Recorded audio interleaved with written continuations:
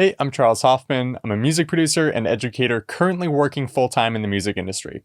I started producing music 10 years ago, and I remember how difficult it was to get started.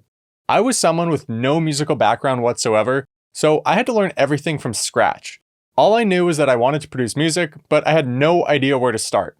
It felt so frustrating because I didn't know what I was meant to learn first, or which path I was meant to take once I got going. My main goal was to produce songs that were good enough to get played on the radio, but the gap between where I was and where I wanted to be was enormous.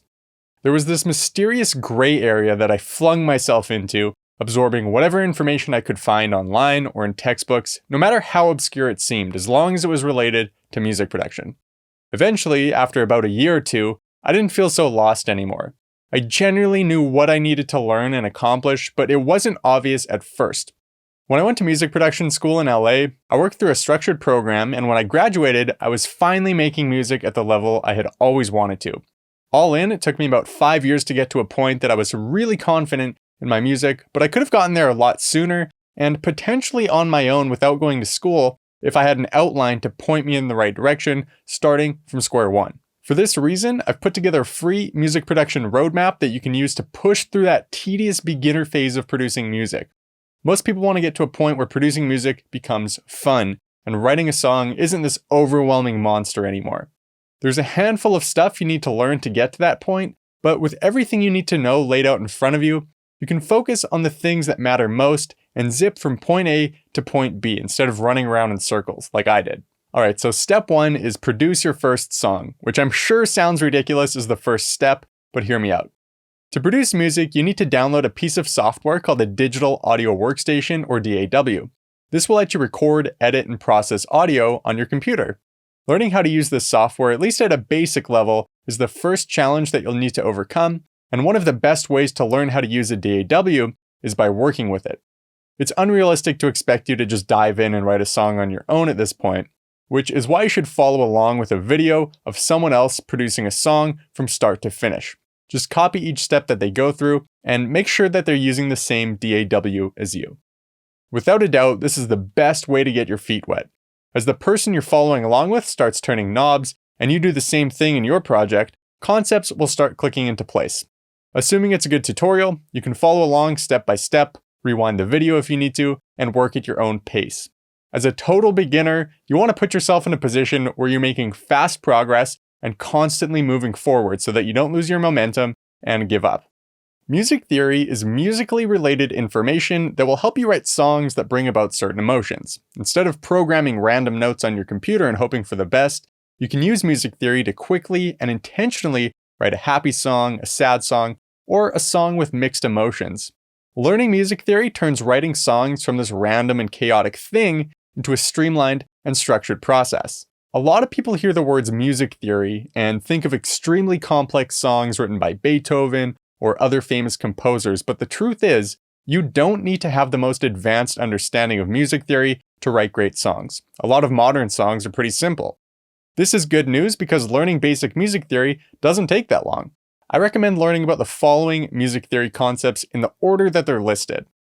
You'll want to start off by learning about tempo, and then move on to time signatures, note values, pitch, intervals, keys and scales, major and minor keys, and the circle of fifths. These concepts play into various aspects of the music production process beyond songwriting, so it's good foundational information. Once you understand these different concepts, you can use this information to start writing chords, writing chord progressions, writing rhythms, writing bass lines, and writing melodies. As soon as I learned how to record audio at a professional level, it dramatically increased the production quality of my music. For example, being able to record pristine vocals on all your songs is a game changer. You can turn a basic acoustic guitar song or minimal tech house track into something really impressive with great vocals. Recording vocals, acoustic guitar, and electric guitar and bass is much more about technique than it is hardware. A lot of people blame distorted, noisy recordings on the microphone that they own, but it's almost never the microphone's fault. Poor recording technique leads to poor quality recordings. You need to set your input levels properly, position your microphone effectively, and block out background noise while recording. None of this needs to be expensive or difficult, it's just a matter of learning how to do it the right way. Mixing is the process of blending different sounds together within your DAW. When you hear a song that's been mixed poorly, you'll know. Some common mixing issues include a lack of clarity, perhaps the bass in your song sounds messy and too bright. This type of issue and others like it can be fixed using an equalizer. An equalizer lets you balance the frequency response of sounds and shape their tone. When working with raw recordings, you'll often find that they're too dynamic, meaning they jump up and down in level. If a vocalist whispers the first verse of a song and then screams the chorus, there's going to be a massive volume difference. To control dynamic range, you need to use a device called a compressor.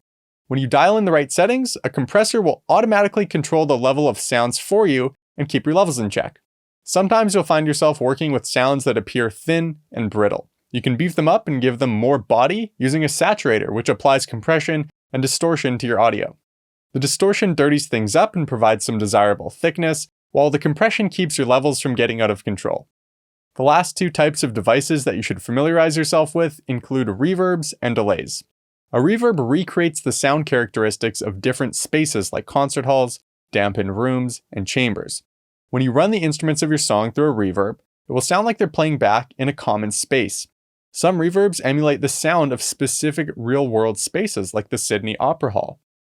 Delays are echo generators that also have an impact on the perceived space of your songs, but they tend to produce more controlled and defined results. If you yell echo at the face of a cliff from a distance, you'll hear the sound of your voice say echo a few seconds later after the sound bounces off the flat surface and returns to your ears. This is the type of effect that a delay creates in your DAW.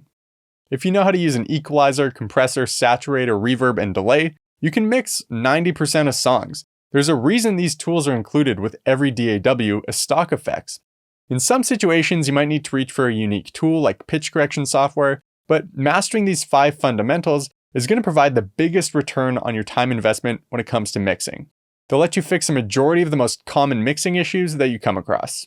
Mastering is the process of formatting a song for distribution. These days, most people distribute their music online through streaming services like Spotify, Apple Music, etc.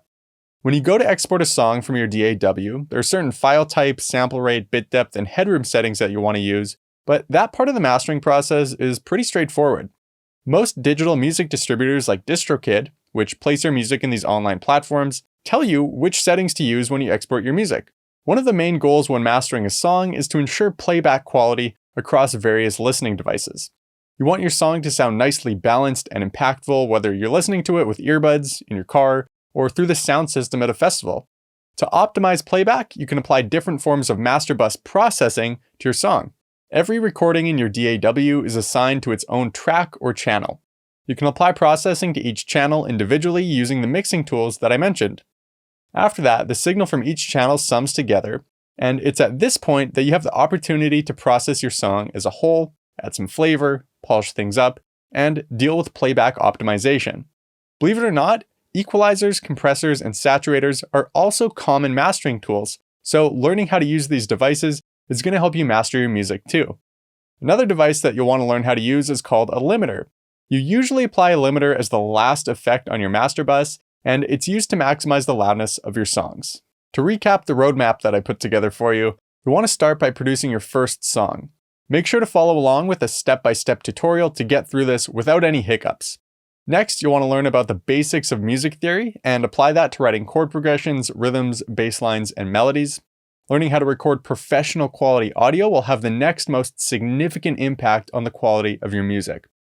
Once you've written a few songs, you'll probably realize that they don't sound quite as clean and put together as the songs on the radio, which is why you'll want to learn how to use the 5 essential mixing tools that I mentioned.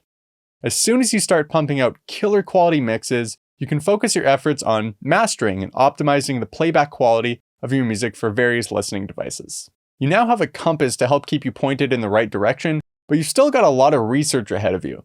Well, you're more than welcome to do that on your own, but it's going to be extremely time consuming, and there's a better way. I spent the past year and a half creating a project-based video course called Music Production for Beginners that teaches you everything we covered in detail. I walk you through the process of producing 3 songs from start to finish, step by step, and all of the lessons I wish I knew when I was starting out are integrated into the videos. It feels like you're just making music, but you're actually absorbing a ton of information. Within the first hour of the course, you write a hip-hop beat and gain an easy win right off the bat. As you progress through the videos, you're introduced to more advanced music production techniques. By the end of the course, you'll have produced a full radio quality pop song containing vocals and various other instruments. You'll learn about basic music theory and how to write chord progressions, rhythms, melodies, and bass lines. I show you how to assemble a highly effective budget-friendly home recording studio with specific gear recommendations that are optional.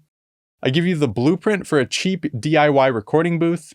You learn how to record vocals, acoustic guitar, and electric guitar and bass at a pro level. I show you how to use those 5 essential mixing tools that I mentioned to create songs that sound balanced, rich, and full. You learn how to master your music and optimize the playback quality of your songs. And I show you how to upload your music to streaming services and start collecting royalties. All you need to get started is a PC or a Mac computer and some free music production software. Music production for beginners is one of the easiest and most streamlined ways to learn music production online.